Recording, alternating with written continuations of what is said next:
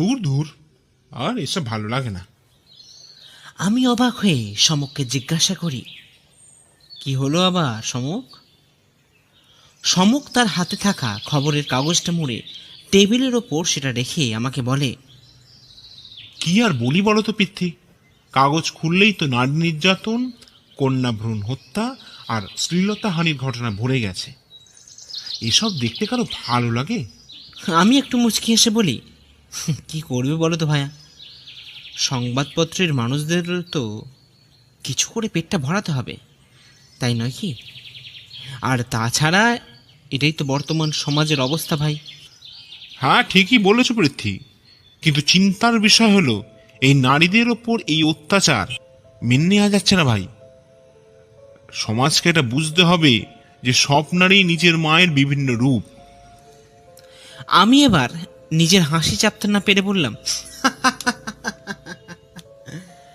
তুমি যেটা বলছো সেটা কখনোই সম্ভব নয় সমক, কারণ এই পৃথিবীতে ভালো যেমন থাকবে তেমন খারাপও থাকবে, আর খারাপ যদি না থাকে তাহলে তোমার পেশার পরিবর্তন করতে হবে ভাইয়া। হ্যাঁ হ্যাঁ, হাসো হাসো, একদিন দেখবে আমার স্বপ্নই কিন্তু পূর্ণ হবে। এই বলেই সমক নিজের ঘরের দিকে চলে যায়। আমি কাগজগুলো টেবিলে গুছিয়ে রেখে আমার ঘরের দিকে যাব, অমনি কলিং বেলটা বেজে উঠল। আমি দরজা খুলতে যাব, অমনি সমক নিজের ঘরের দরজা থেকে উঁকি মেরে আমাকে বলে, এই পৃথ্বী, ইন্সপেক্টর ভদ্র এলে বলবে আমি ঘুমোচ্ছি। এই বলে সে আবার ঘরের ভেতর ঢুকে যায়। দরজা খুলতে দেখি এক 28 থেকে 29 বছর বয়সের এক যুবক দরজার সামনে দাঁড়িয়ে আছে। আমাকে দেখে নমস্কার জানিয়ে সে বলে, আচ্ছা, সমকবাবু আছেন? কিন্তু আশ্চর্যের বিষয় যেটা ঘটল সেটা হলো, ছেলেটার প্রশ্ন শুনে সমক তার গায়ে পাঞ্জাবি গলাতে গলাতে আমার পেছন থেকে বলে ওঠে, না, নেই। ছেলেটি এটা শোনার পর গোবেচারা মুখ করে আমাকে জিজ্ঞাসা করে, নেই? আমি বলি, আরে আছেন আছেন, যে আপনাকে বলল তিনিই সমক সেন। ও, তাহলে? এবার সমক চশমাটা গলিয়ে আমাকে সরিয়ে বলে উঠল, তাহলে আবার কি? এত কথার কি আছে হে? এই বলে তার হাত ধরে ঘরে ঢুকিয়ে নেয় সমক। সত্যি সমকের এই সমস্ত শিশুসুলভ আচরণ আমি ওর বন্ধু বলে বুঝতে পারি, কিন্তু এই ছেলেটির মতন নতুন মানুষরা চিনতেই পারে না সমককে। হয়তো সমকও সেটাই চায়। ঘরে তাকে এনে সোফায় বসতে পারে সমক। তারপর তার বিপরীতে একটা চেয়ারে বসে সে, আর আমি গিয়ে বসি সমকের পাশের একটি চেয়ারে। সমক একবার চশমার ওপর দিয়ে ছেলেটির আপাত মস্তক দেখে বলে, তার নামটা কি? ছেলেটি আমতা আমতা করে বলে, আগে মানে আগে ঋষিনাথ মুখার্জি। বেশ, তবে অত বড় নামে আমি ডাকতে পারবো না হে ছোকরা, বরং ঋষি বলি ডাকি। এরপর কিছু একটা ভেবে সমক আবারও বলে, তাই অধম গোয়েন্দাকে দরকার হলো কেন? আসলে আমার বাবার খুব বিপদ সমকবাবু। ও, এইসব কথা শোনার সময় আমার নেই, আসল কারণটা কি ঘটেছে সেটা বলো। ঋষি সামনের টেবিলে রাখা গ্লাস থেকে জল ঢকঢক করে পান করে তারপর বলতে শুরু করলো, আসলে আমার বাড়ি বর্ধমান জেলার একটা ছোট্ট গ্রামে। আমার পূর্বপুরুষ সেই গ্রামেরই জমিদার ছিলেন, আর ছিলেন কেন, এখনো আছেন। গ্রামের বাড়িতে আমি, আমার বাবা শ্রী অলোকেশ মুখার্জি এবং আমার মা শ্রীমতী উষারানী মুখার্জি আমরা থাকি। আর তাছাড়া বাড়ির কাজকর্মের জন্য অনেক রকমের লোক কাজে নিযুক্ত আছেন। গ্রামের জমিদার বাড়ি, তাই বুঝতেই পারছেন বাড়িতে লোকেদের আনাগোনা করার অভাব নেই। কিন্তু মুশকিল হলো। কিসের মুশকিল হে? আসলে গত 6 মাস আগে আমাদের বাড়িতে একটা দুর্ঘটনা ঘটে যায়। এবার আমি বলি, কিরকম দুর্ঘটনা? আমাদের বাড়িতে মায়ের দূর সম্পর্কের এক দাদার মেয়ে আমাদের বাড়িতে থাকতে আসেন। বলা ভালো, থাকার সঙ্গে সঙ্গে বাড়ির কাজ, মায়ের দেখাশোনা আর তোমার ভালোবাসা, তাই তো? সমকের এই রকম কথায় আমরা দুজন চমকে উঠি। ছেলেটি তাড়াতাড়ি বলে ওঠে, হ্যাঁ, আসলে লজ্জা করে না? বোনের সঙ্গে প্রেম করেছো? না, আপনি ভুল ভাবছেন সমকবাবু। আসলে ওরা মায়ের বাবার বাড়ির গ্রামের মানুষ, তাই ও, তাই ফস করে প্রেমটা করে বসলে? হ্যাঁ, ভালোবাসতাম দেবীকে। আমি বলি, কেন এখন ভালোবাসা নেই আর? না, আসলে গত 2 মাস আগে দেবী মারা যায়। তবে ও মারা গেল কেন সেটার কারণ ধোঁয়াশা। সে যাই হোক, আসলে আমাদের বাড়িতে খুব ধুমধাম করে দুর্গা পুজো করা হয়। এবারেও তার অন্যথা হচ্ছে না। আমাদের গ্রামের একমাত্র পুজো বলতে পারেন এই আমাদের বাড়িতেই। তাই বাড়িতে প্রচুর মানুষের আনাগোনা লেগে থাকে এই সময়। বলি, ও ছোকরা, তোমার দুর্গা পুজোর রচনা শোনবার জন্য কি এলে নাকি আমাদের বাড়িতে? না না, ক্ষমা করবেন সমকবাবু। আসলে পরশু সকালে বাবা প্রতিদিনের মতন ঘুম থেকে উঠে এই রান্নাঘরে যান। দেখেন একটা চিরকুট তার শোয়ার ঘরের দরজার তলায় কেউ গলিয়ে দিয়ে চলে গেছে। এই দেখুন, এটা আমি সঙ্গেই এনেছি। ঋষি সেই চিঠিটা সমকের হাতে দিতে আমিও কি দিয়ে দেখি, তাতে লেখা, অন্যায়ের শাস্তি তুমি পাবে অলোকেশ মুখার্জি। এই পুজোতেই তুমি শেষ হবে। আমি লক্ষ্য করলাম সমকের ভ্রু কুঞ্চিত হয়েছে। সে চিঠিটা ঋষির হাতে ফেরত দিয়ে বলে, তা কিসের অন্যায় হে ঋষি বাবু? সেটা আমি কিংবা বাবা কিছুই বুঝতে পারছি না সমকবাবু। এবার আমার বাবাকে আপনি বাঁচান। কোথা থেকে বাঁচাবো? না না, সেটাই তো তোমরা জানো না হে। দেখুন, এই প্রশ্নের উত্তর পাওয়ার জন্য আপনাকে আমাদের সঙ্গে আমার গ্রামের বাড়িতেই যেতে হবে। আমার বাবা কিন্তু খুব আশা করে বসে আছেন আপনাদের জন্য। তাই যদি এবার সমক চেয়ার ছেড়ে উঠে ঘরে পায়চারি করতে করতে বলে, আচ্ছা পৃথ্বী, তুমি পুজোতে একটু বেড়াতে চেয়েছিলে না? আমি বলি, হ্যাঁ সে তো চেয়েছিলাম, একঘেয়ে জীবন, তাই আর কলকাতাতে ভালো লাগছে না ভাই। কিন্তু তোমার তো সময়ই হয় না। এবার সমক হাঁটা থামিয়ে আমার দিকে ফিরে বলে, এবার হবে ভায়া, এবার হবে। আপনি তাহলে যাবেন সমকবাবু? যাবো বই কি, তবে পুজোতে খাতির যত্ন পাবো তো হে ছোকরা। আপনি যে আমাদের উপকার করতে আমাদের বাড়ি আসছেন, সেটাই তো বড় ব্যাপার সমকবাবু। আপনি আসুন না, দেখবেন আপনার যত্নের কোনো ত্রুটি হবে না। আজ 11ই অক্টোবর।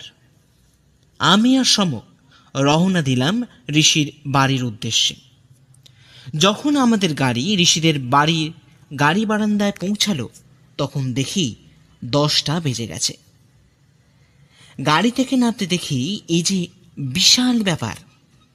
যতটা ভেবেছিলাম তার চেয়েও অনেক গুণ বেশি ভালো অবস্থা ঋষিদের। এত বড় পেল্লাই জমিদারি বাড়ি এর আগে আমি অন্তত দেখিনি। আমি এবার সবকিছু দেখে সমককে বলি, এ তো বিশাল ব্যাপার সমক। সমক চার দাঁড়িয়ে দেখতে দেখতে বলল, তাই তো দেখছি। ভালোই হলো, রোজগারটা মন্দ হবে না হে। চলো ভাই। আমি সমকের কথার জবাব দিতে যাব, অমনি পেছন থেকে একটা আওয়াজ ভেসে এলো। আসুন আসুন সমকবাবু, আমার বাবা মশাই আপনাদের জন্য অনেকক্ষণ ধরে অপেক্ষা করছেন। সমক সভ্যতার মাথা খেয়ে বলল, কেন? আমি কি কোনো নেতা না অভিনেতা যে আমার জন্য অপেক্ষা করতে হবে? আমি বুঝতে পারছিলাম ঋষি সমকের প্রশ্নে একটু থতমত খেয়ে গেছে। তাই আমি বললাম, আরে তা কেন সমক, অলোকেশবাবু একটা সমস্যায় আছেন, তাই এখন তার তুমি একমাত্র ভরসা। এখন চলো তো। এই বলে আমি সমকের হাত টেনে ঋষির পেছন পেছন বাড়ির ভেতর প্রবেশ করি। বাড়ির ভেতর ঢুকতেই দেখি বিশাল ঠাকুর দালান, আর আমাদের ঠিক উল্টো দিকে হাত বিশেক দূরেই ঠাকুর দালানে মা দুর্গার অঙ্গরাগ চলছে।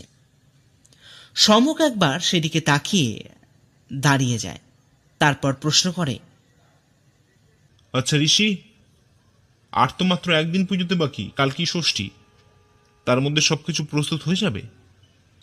ঋষি একটু মুচকি হেসে বলে, হ্যাঁ সমকবাবু, আমাদের মা দুর্গার প্রতিমা পঞ্চমী মানে আজই প্রস্তুত হয়। আর এখন চলুন বাবার কাছে যাওয়া যাক। এই বলে আমরা তার পেছন পেছন সেই দালানের বাম পাশে থাকা সিঁড়ি দিয়ে দোতলায় উঠি। বাড়িতে চাকর বাকরের কিন্তু কোনো অভাব নেই। দোতলায় উঠে সিঁড়ির বাম পাশে একটা ঘরে আমাদের নিয়ে যায় ঋষি।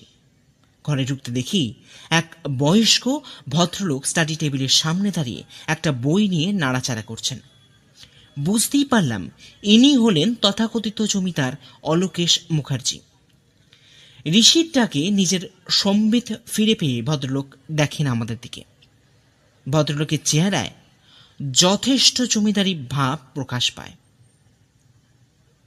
জমিদারি ভাব আরও স্পষ্ট হয় ওনার মুখের পেল্লায় গোঁফ দুটো থাকার জন্য। ঋষি এবার আমাদের পরিচয় করিয়ে দিতে ভদ্রলোক সম্মুখে বলেন, আসুন আসুন, নমস্কার, আপনাদের অপেক্ষাতেই ছিলাম। এই বলে আমরা যথাস্থানে আসন গ্রহণ করি। আমি আর সমক বসলাম একটা সোফায়, আর আমাদের ঠিক উল্টো দিকে অলোকেশ বাবু, আর তার ঠিক পাশেই দাঁড়িয়ে রইল ঋষি। অলোকেশ বাবু এবার বললেন, আশা করি আপনারা সবই শুনেছেন ঋষির মাধ্যমে।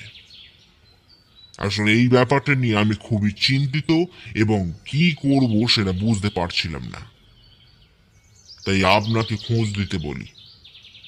এবার আপনি ভরসা সমকবাবু। সমক এবার প্রশ্ন করে, আপনি কি অন্যায় করেছেন অলোকেশ বাবু? ভদ্রলোক সামান্য মুচকি হেসে বলেন, সেটা আমি কি করে বলি বলুন তো, আমার তো সেরকম কিছু মনে পড়ে না। এবার দেখুন আপনি কিছু খুঁজে বার করতে পারেন কিনা।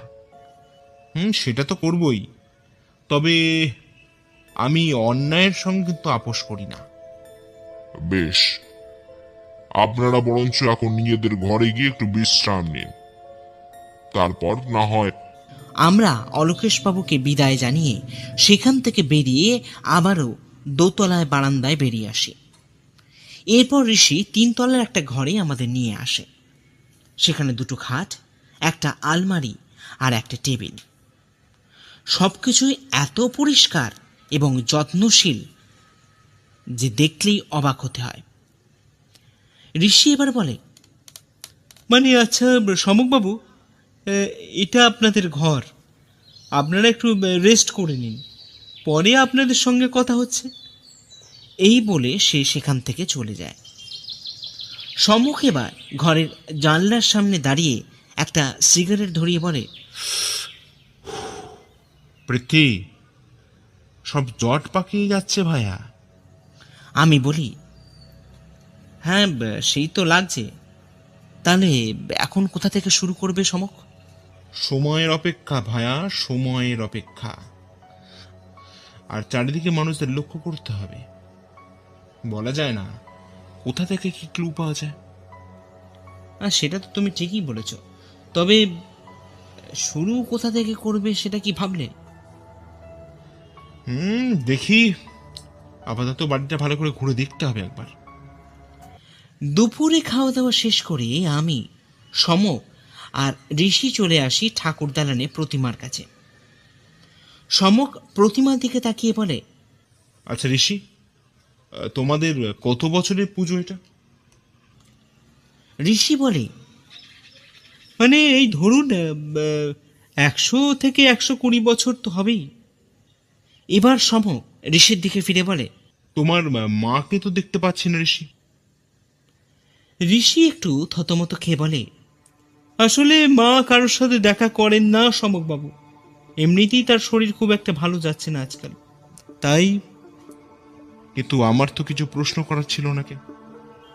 মাফ করবেন সমকবাবু, মা কথা বলতে পারেন না, আর তাছাড়া মাকে বিরক্ত না করলেই ভালো হয়। বেশ, আপনি যখন বলছেন তখন বিরক্ত নাই বা করলাম। এরপর আমরা হাঁটতে হাঁটতে এগিয়ে যাই বাড়ির পেছন দিকে পুকুরের পাড়ে। সেখানে ঘাটের পাশে বাঁধানো উঁচু চাতালে বসে থাকি আমরা 3 জন। সেখানে বসে সমক বলে, তা ঋষি, দেবী কি করে মারা যায়? এই প্রশ্নের পর ঋষি বেশ কিছুক্ষণ চুপ করে থাকে। তারপর পুকুরের দিকে তাকিয়ে বলে, মানে গলায় দড়ি দিয়ে সমকবাবু। এর পেছনে কোনো কারণ আছে খুঁজে পেছো নাকি? দেখুন সমকবাবু, দেবী খুবই ভালো আর শান্ত প্রকৃতির মেয়ে ছিল। সবাই ওকে খুব ভালোবাসতো। তবে আমি এবার বলি, তবে কি? ওর মৃত্যুর আগে কিছুদিন থেকে ওকে খুব ভয় পেয়ে থাকতে দেখেছি। সামান্য কিছুতেই খুব ভয় পেয়ে যেত সমকবাবু। এমনকি শেষের কিছুদিন আমার সঙ্গে কথা বলেনি। আমি চেষ্টা করলেও সে এড়িয়ে যায় আমাকে। আই সি, এ তো ভীষণ জটলা কেস হয়ে যাচ্ছে দেখছি। এখন আপনি ভরসা সমকবাবু। সে তো বুঝলাম, কিন্তু এখানে দুটো কেস হচ্ছে তাহলে? আপনার সাম্মানিক নিয়ে কিছু ভাববেন না সমকবাবু, আমি সেটা যথাসময় আপনাকে তুলে দেবো। বেশ, তাহলে এখন ওঠা যাক। চলো পৃথ্বী। এই বলেই সমক গটমট করে ঘরের ভেতরের দিকে রওনা দেয়। অগত্যা আমিও তার পেছন পেছন এগিয়ে আসি। কিন্তু ঋষি ঠিক একইভাবে পুকুরের দিকে তাকিয়ে বসে রইল। সেদিন আর তেমন কিছুই ঘটেনি। তবে সন্ধ্যার সময় সমক একবার বাড়িটা ঘুরতে আবারও যায়। আমি যাওয়ার কথা বলতে বারণ করে দেয়, তাই আমি লেখালেখি নিয়ে ব্যস্ত হয়ে পড়ি। আজ মহাষষ্ঠী। সকাল থেকেই এই বাড়িতে লোকজনের আনাগোনা শুরু হয়ে গেছে। সকালে সমকের ডাকে ঘুম ভাঙলেও এখন সে প্রতিমার সামনে দাঁড়িয়ে।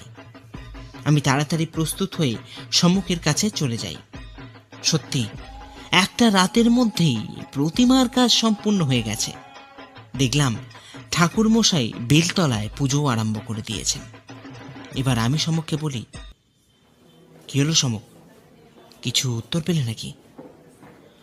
সমক কোমরে হাত দিয়ে চারিপাশের মানুষজন আর পুজোর নিয়ম কানুন দেখতে দেখতে বলে, কিছুটা পরিষ্কার হয়েছে, বাকিটা মনে হচ্ছে আজ রাতের ভেতরেই পরিষ্কার হয়ে যাবে। আমি এবার উত্তেজিত হয়ে বলি, পেয়ে গেছো? তবে কোন কেসটার? সবই মায়া পৃথ্বী, সবই মায়া। এখন চুপ করে যাও, ঋষি আসছে। আমি দেখি ঋষি আমাদের দিকে হাসতে হাসতে এগিয়ে আসছে। সে এবার আমাদের সামনে দাঁড়িয়ে বলে, মানে কিছু মনে করবেন না আপনারা, মানে আসলে বুঝতেই তো পারছেন বাড়ির আমি একমাত্র সন্তান, তাই পুজো নিয়ে আমি একটু ব্যস্ত হয়ে পড়েছি। তাই কিছু যদি দরকার লাগে তাহলে আমাকে আবার বলবেন। আমি বলি, না না, ওসব কিছু ভাববেন না। এবার সে সমককে প্রশ্ন করে, সমকবাবু, কিছু সমাধান করতে পারলেন নাকি? সমক বলে, নিজেরা সমস্যা তৈরি করে জটিল করে দেবেন সব ব্যাপার। এত তাড়াতাড়ি কিচ্ছু হবে না।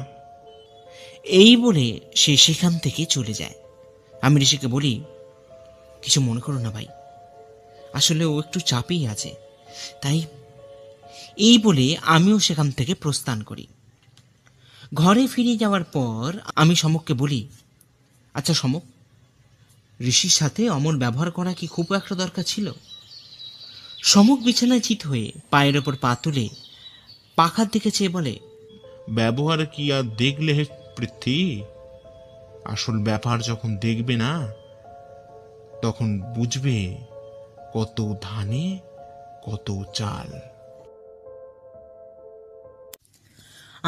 ব্যাপারটা সোজা করার জন্য বলি, আচ্ছা তুমি কাল রাতে কোথায় গেছিলে সমক?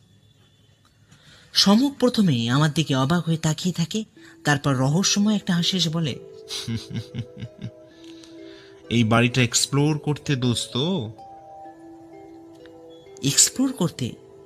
তাহলে আমাকে সঙ্গে নিল না কেন? সব ব্যাপারে জড়িয়ে চললে হয় না ভাইয়া। আর তাছাড়া এই রহস্যের বিষয়ে বুঝতে গেলে রাতে ঘোরাঘুরি ছাড়া কোনো উপায় নেই পৃথ্বী। কারণ অনেক সময় দিনে সূর্যের আলোয় অনেক রহস্য, অনেক অন্ধকার চাপা পড়ে যায়, কিন্তু যেখানে আমাদের খেলা অন্ধকারকে নিয়ে, সেটা রাত ছাড়া উপায় নেই পৃথ্বী। হ্যাঁ, তবে প্রতিমা বানানো দেখতে খারাপ লাগেনি। আমি এবার উৎসুক হয়ে বলি, কিছু সমাধান করতে পারলে? সমক মুচকি হেসে বলে, কিছুটা পেরেছি ভাইয়া, বাকিটা আজ রাতেই সম্পন্ন হবে, তাই ধৈর্য ধরো। এই বলে সে বিছানায় পাশ ফিরে পাশের বালিশ জড়িয়ে শুয়ে পড়ে। আমিও গোত্তা তিনতলার বারান্দা থেকে ঠাকুর দালনে মানুষের আনাগোনা আর ব্যস্ততা লক্ষ্য করতে থাকি। রাতে খাওয়া দাওয়া শেষ হয়ে গেলে সমক আর আমি ঠাকুর দালানে দাঁড়িয়ে প্রতিমা দেখতে থাকি। ঠিক সেই সময় অলোকেশ বাবু পেছন থেকে বলে ওঠেন, আপনাদের কোনো সমস্যা হচ্ছে না তো? সমক পেছন ফিরে বলে, না, একদমই না। আপনাদের আতিথেয়তায় জবাব নেই, তবে কিসের তবে? না, যতক্ষণ না আপনাদের কাছে পাওয়া এই চিরকুটটার রহস্য সমাধান করতে পারছি ততক্ষণ একটা শান্তি পাচ্ছি না। বাহ, খুশি হলাম আপনার অধ্যাবসায় দেখে। তবে আমি বলি কি, পুজোতে যখন এসেছেন তখন পুজোটা ভালোভাবে কাটিয়ে এখান থেকে চলে যান। সমক অবাক হয়ে বলে, তাহলে আপনি রহস্য সমাধান করতে চাইছেন না? না, চাইছি না। আগেও চাইনি। ঋষি আমার একমাত্র পুত্র, তাই তার কথা ফেলতে পারিনি। তাই আপনাদের কথা যখন ফেলতে পারেননি, তার যখন ভুল করে সমক সেনকে ডেকেই ফেলেছেন, তখন আমাকে সহ্য করা ছাড়া তার কোনো উপায় নেই অলোকেশ বাবু। তাহলে আপনি তদন্ত থামাবেন না? একদমই না। তা আপনি কি ভয় পাচ্ছেন নাকি? ভদ্রলোক একটু হকচকিয়ে বলেন, কিসের ভয়? জমিদার অলোকেশ মুখার্জি কাউকে ভয় করে না। এই বলে চলে যেতে গিয়ে অলোকেশ বাবু একবার থেমে পেছন ফিরে বললেন, মনে রাখবেন সমক বাবু, আমার কথার অবাধ্য হলে তার ফল ভালো হয় না। এই বলে চলে গেলেন অলোকেশ বাবু। আমি এবার সমককে বলি, সমক, ব্যাপারটা কিন্তু খুব গুরুতর দিকে যাচ্ছে, কিন্তু এরপরেও কি এখানে থাকা উচিত হবে? সমক মৃদু হেসে বলে, উনি এখনো সমক সেনকে চেনেননি পৃথ্বী, তাই ভাবনাটা বন্ধ করো আর চলো ঘরের দিকে ফেরা যাক। এই বলে আমরা ঘরে ফিরতে যাব, অমনি দেখি দোতলার বারান্দায় এক ভদ্রমহিলা আমাদের দিকে তাকিয়ে দাঁড়িয়ে আছেন। বুঝতে অসুবিধা হলো না যে ইনি হলেন ঋষির মা। ঘরে ফিরে এলে সমক দরজা বন্ধ করে দেয়, তারপর একটা চাদর নিয়ে খাটের তলায় বিছানা করে।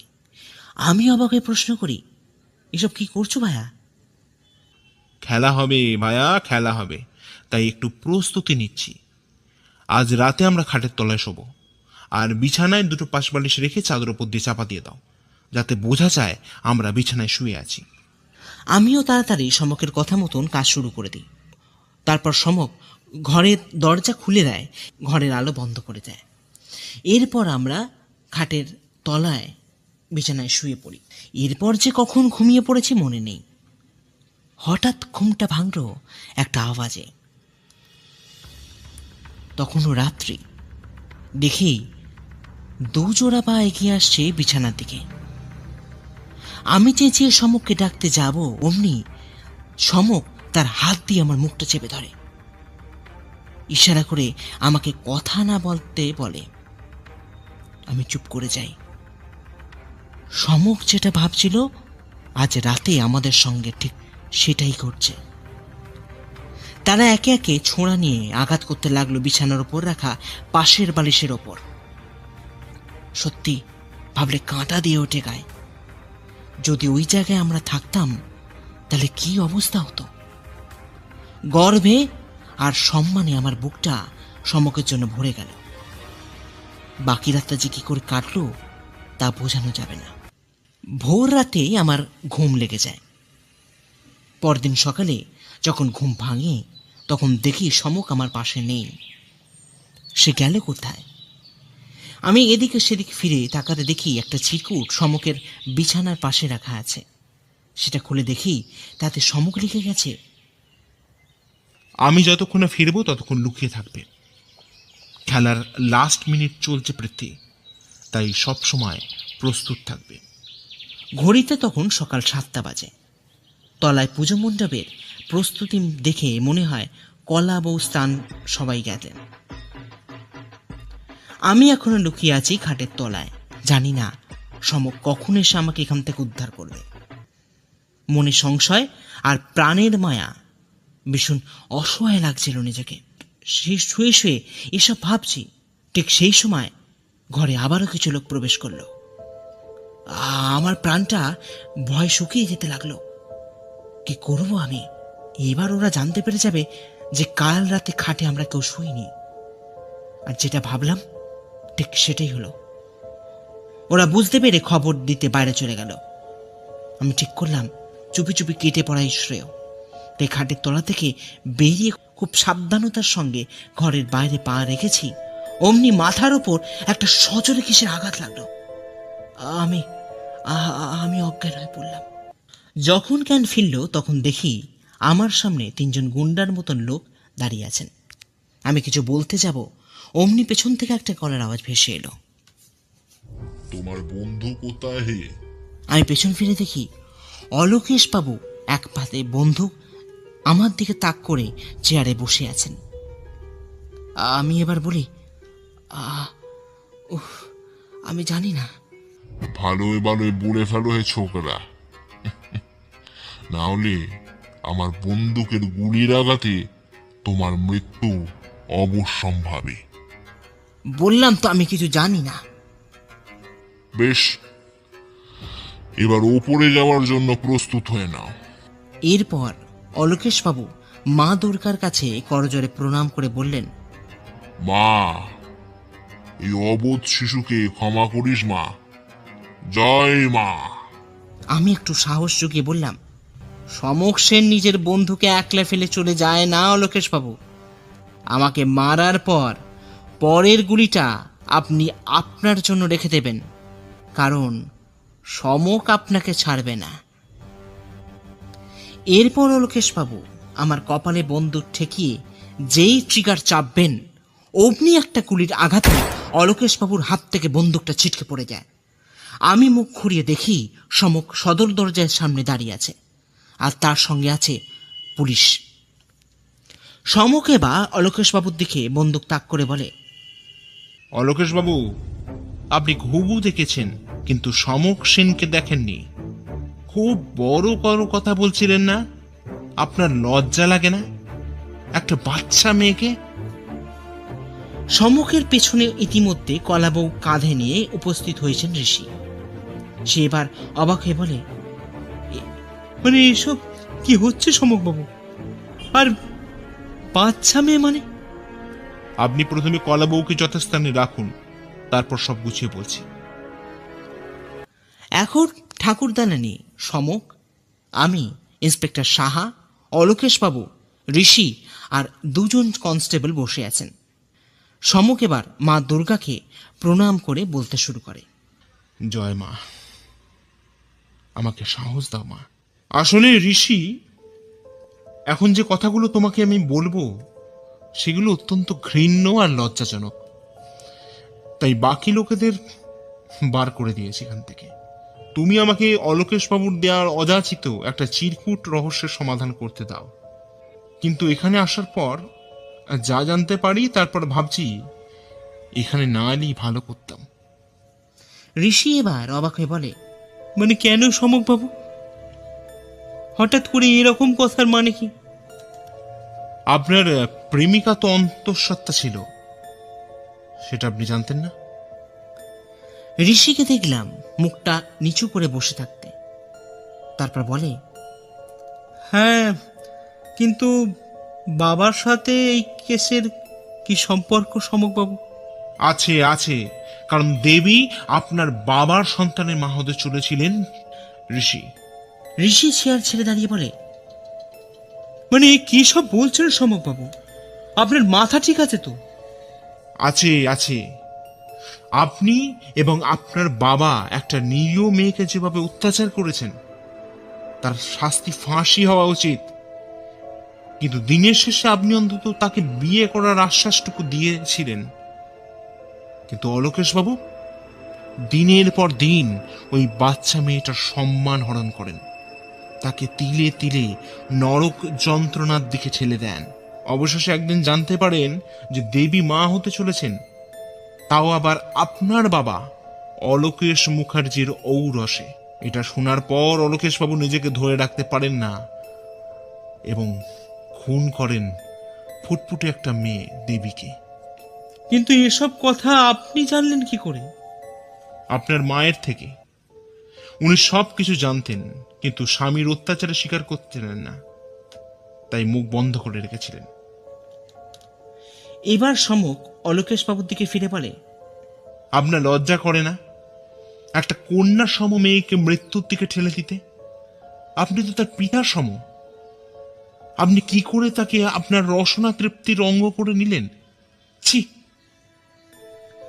পুলিশ অলোকেশ বাবুকে ধরে নিয়ে যাওয়ার পর আমি সমককে বলি, সমক এবার চলো, এখানে আর আমার ভালো লাগছে না ভাই। সমক এবার আমার দিকে ফিরে মুচকে এসে বলে, এটাই বর্তমান সমাজের অবস্থা ভায়া। তুমি আমাকে 3 দিন আগে সকালবেলা বলেছিলে না, তুমি ভালো হওয়া মানে এটা নয় যে তোমার সঙ্গে সবকিছু ভালোই হবে আর তোমার আশেপাশে সব মানুষই ভালো। আসলে কি বলতো, ভালো আর খারাপের বিচার করার বোধটা এখন মানুষ হারিয়ে ফেলেছে তার প্রবৃত্তির করাল গ্রাসে। আমি বললাম, একটা ফুলের মতন মেয়েকে কতটা কষ্ট পেতে হয়েছে বলো তো ভাইয়া। সমক এবার বলে, জানি দেবীকে খুব কষ্ট পেতে হয়েছে, কিন্তু এখানে তোমার কিংবা আমার কিছু করার ছিল না ভাইয়া। যেটুকুন আমাদের সাধ্যের মধ্যে ছিল সেটুকুন আমরা চেষ্টা করেছি। এখন এসো পৃথ্বী, জগৎজননী মা দুর্গার কাছে প্রার্থনা করি, জাগো মা, তুমি জাগো। দেখলাম ঋষির মা ঠাকুর দালানে শঙ্খ বাজাতে শুরু করলেন।